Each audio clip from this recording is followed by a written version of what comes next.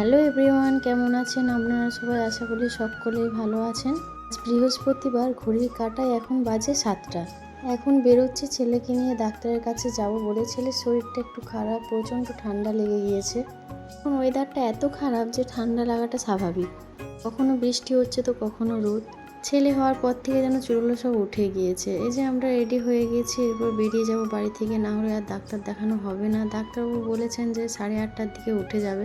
সব আগোছালো হয়ে রয়েছে, এসে গোছাবো। আমরা বেরিয়ে গিয়েছি বাড়ি থেকে। যে ছেলেকে একটা তোয়ালা ঢাকা দিয়ে দিয়েছি, কারণ ও খুব ঠান্ডা লাগবে, বাতাস দিচ্ছে। কালের বাতাসটা গায়ে এত সুন্দর লাগছে, কী যে বলবো। এদিকে রাস্তাটা দেখুন কত সুন্দর, চারি সাইডে গাছপালা, আর মধ্যিখানে রাস্তাটা এত সুন্দর দেখাচ্ছে, কি বলবো। ওই জন্য ক্যামেরা বন্দি করে নিলাম একটু। জানেন তো, গ্রামের রাস্তাগুলোই এমন হয়, খুব সুন্দর। আমরা যেখানে ডাক্তার দেখাতে যাই, তো সেখানে আমাদের বাড়ি থেকে ওটা 12 কিলোমিটার দূরে। তো পুরো রাস্তাটা প্রায় এরকম। দেখুন না, দু সাইডে কত সুন্দর ধান লাগানো আছে, তারই মাঝে আবার একটা পুকুর আছে। মানে এত সুন্দর লাগছে যে কি বলবো। জানেন তো, আমার শ্বশুর বাড়িটাও পুরো গ্রামের মধ্যে। চলুন, প্রায় এসে গিয়েছি, আর সামান্য একটু দূরে। ছেলে তো পুরো ঘুমিয়েই অস্থির। যখন থেকে গাড়ি উঠেছি ঘুমিয়েই চলেছে, সেখানে যে কান্নাকাটি করবে কিনা জানি না। তো চলুন, চলেই এসেছি। ডাক্তার দেখানো হয়ে গেছে, ওষুধটা নিয়ে নিই। বাড়ি চলে এসেছি, এসে দেখি মেয়ে বসে আছে স্কুল থেকে এসে আমাদের অপেক্ষায়। আসতে না আসতেই আমরা তার ভাইয়ের সঙ্গে খেলা করতে শুরু করে দিয়েছে। ছেলে মেয়ের জন্য নিয়ে এসেছিলাম আপেল, তো মেয়ে দেখে ওটাই ভাইয়ের সঙ্গে ওটা নিয়েই খেলছে। ধরুন, ছেলেটাকে একটু খাইয়ে দুপুরে রান্না সেরে নিই।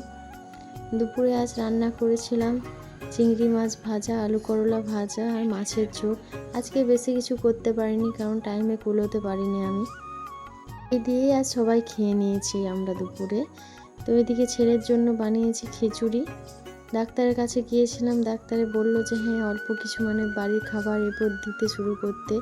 তো সেই জন্যই একটু চাল, কলাই, ডাল, কিছু সবজি দিয়ে সেদ্ধ করে সেটা ছাঁকনিতে করে ম্যাশ করে তারপরে ওকে খাওয়াবো। ম্যাক্স করে নিতে খাবারটা এরকম হয়ে গেছে। তো দেখি আজ ছেলে প্রথম খাবে, খায় কি না।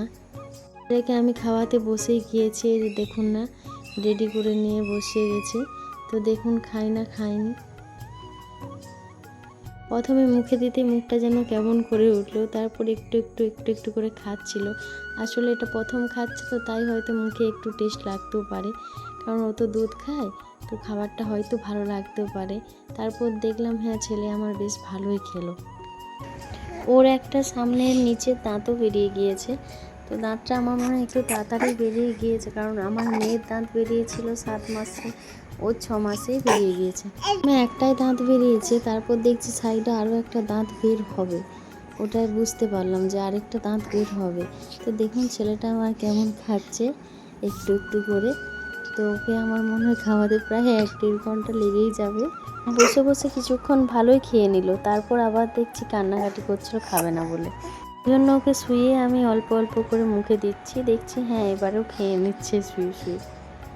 কি বলুন তো, এই প্রথম খাবার খাচ্ছে, তো সেই জন্য হয়তো মুখে ভালোই লাগছে খেতে, সেই জন্য চুপচুপ করে খেয়ে নিচ্ছে। চলুন ছেলেকে খাইয়ে নিয়ে নিজেও খেয়ে নিই। ভিডিওটা আর বাড়াতে পারলাম না, এখানেই শেষ করলাম। ভালো থাকবেন, সুস্থ থাকবেন।